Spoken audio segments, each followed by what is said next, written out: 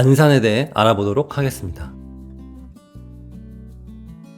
안산을 쭉 둘러보시면 아마 이런 느낌 받으실 수도 있을 거예요. 참 극과 극인 도시다. 신축과 구축들이 혼재되어 있고 분위기가 좀 어수선한 곳과 완전 신도시처럼 깨끗한 곳들이 섞여 있다. 외국인들이 좀 많은 무서운 거리도 있고 분당이나 동탄 같은 깨끗한 곳도 있다. 이렇게 극과 극이라는 점입니다. 안산에 거주하시는 분들은 서울로 출퇴근하시는 분들이 많은 것 같지만 그렇게 많지는 않아요. 안산에 살아야만 하는 분들이 주로 거주를 하십니다. 반월공단이 크게 있어서 그쪽 종사자분들이 많은데요. 4호선이 있긴 한데 이게 서울로 바로 가는 게 아니라 삼봉, 금정, 과천을 지나가기 때문에 서울 접근성이 꽤 떨어져요. 초지역부터 신용산역까지 정확히 61분이 걸리는데요. 지하철 타는 시간만 61분이면 실제로 도어 투 도어로는 1시간 반이 넘습니다. 안산의 최대 단점이 뭐였냐 하면은 바로 이 교통이에요. 그래서 안산의 집값이 쌌어요. 다 오를 때 안산만 나중에 꾸역꾸역 올라는데 지금 시세를 보면 분양가 대비 2배가 넘게 올랐고 32평이 9억, 10억 하는 것도 있습니다. 이유는 바로 이 불편했던 교통이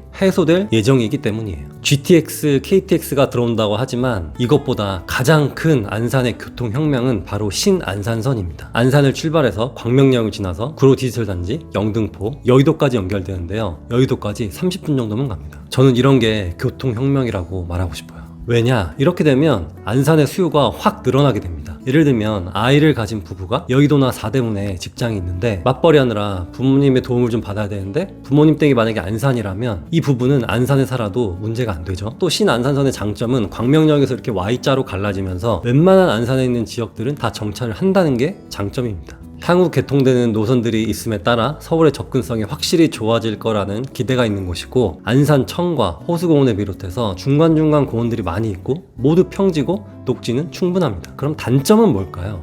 바로 학군입니다. 학원가 자체가 크지 않을 뿐더러 주변에 술집과 모텔이 막 섞여 있고 중학교 학업 성취도 또한 높지 않은 편이에요. 학군이 개선되려면 소득 수준 높은 외부 인원들이 유입되어야 되는데요. 주공아파트들이 재건축을 하고 있고 역도 새로 생기면서 거주 환경이 좋아지고 있고 또 집값이 오르면서 학군이 개선이 될지 아니면 그냥 이대로 머물지 또한 안산의 과제라고 볼 수 있습니다. 이런 안산에 주목받는 곳이 있는데요. 그 중에 하나가 바로 초지역입니다. 이미 4호선과 서해선이 지나는데 신안산선까지 들어오면 트리플 역세권이 되는 거죠. 이쪽 시세를 한번 볼게요. 초지역에는 푸르지오 단지들이 있는데 그 중에 초지역 메이저 타운 푸르지오 메트로 단지가 신고가 9억 8천을 찍었고 매물이 8억 중반 정도에 나와 있습니다. 2019년까지만 해도 4억 중반에 거래되다가 3년 만에 2배가 된 거죠. 여기서 이 근처를 보시고 있는 분들은 아마 고민을 하실 거예요. 트리플 역세권에 신축의 대단지에 다 좋아. 근데 안산이야.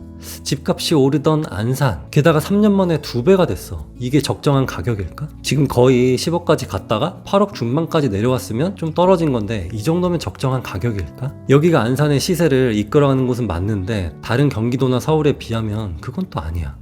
뭐가 맞는 가격이지? 이런 고민들을 하실 거거든요. 그랬을 때 주변하고 비교해 보시는 방법이 있는데요. 여러분은 안산이라는 도시를 어디와 비교하시겠습니까? 시흥? 인천? 안양?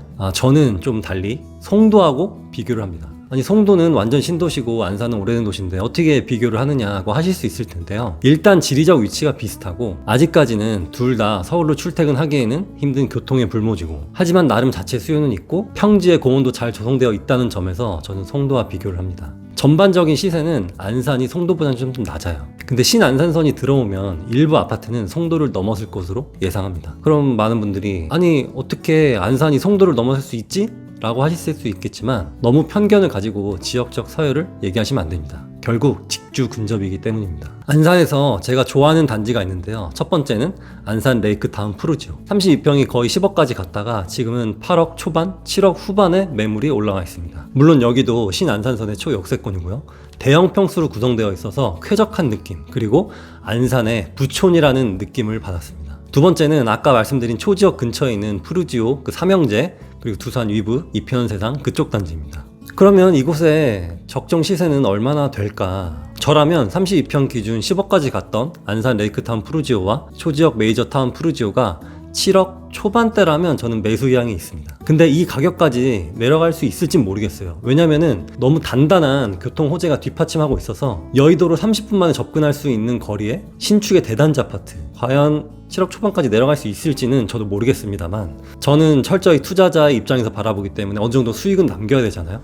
그래서 그 정도로 보고 있는 겁니다. 참고로 제가 정답이 아닙니다. 단지 제 기준일 뿐입니다. 여기가 너무 만족스러우신 분들은 더 주고 사셔도 상관없습니다. 그거는 본인의 선택이기 때문입니다. 안산에서 또 다른 투자처는 5층짜리 저층 아파트 재건축 투자인데요. 우선 용적률이 100%가 안 되는 곳들이 있어요. 서울도 마찬가지로 저층 아파트가 재건축이 먼저 진행되었듯이 안산에서도 재건축이 진행된다면 이렇게 용적률 엄청 낮은 5층짜리 저층 아파트들이 먼저 진행될 겁니다. 하지만 최근에 금리와 공사비가 너무 올라서 좀 주춤하고 있는데요. 이렇게 주춤할 때가 더 기회인 거 아시죠? 하지만 이촌동 한강맨션처럼 평형대가 큰 게 아니라 대부분 평형대가 작습니다. 그 뜻은 소득 수준이 낮을 가능성이 크고 이 재건축에 대한 적극성이 좀 떨어질 수도 있어요. 그래서 꽤 장기적으로 보셔야 한다는 부분은 꼭 알아두셨으면 좋겠습니다. 그래서 안산을 매수하실 때는 반드시 이 신안산선을 중심으로 보셔야 됩니다. 그리고 안산의 대장이라 불렸던 제가 말씀드린 곳들, 그곳들의 가격 시세를 좀 주시하셨다가 이 정도면 되겠다 하는 것을 뭐 전세를 끼고 사두시던지 아니면 바로 실거주를 하시던지 이번 기회에 기회를 한번 잡으셨으면 좋겠어요. 되게 도움이 되셨나요?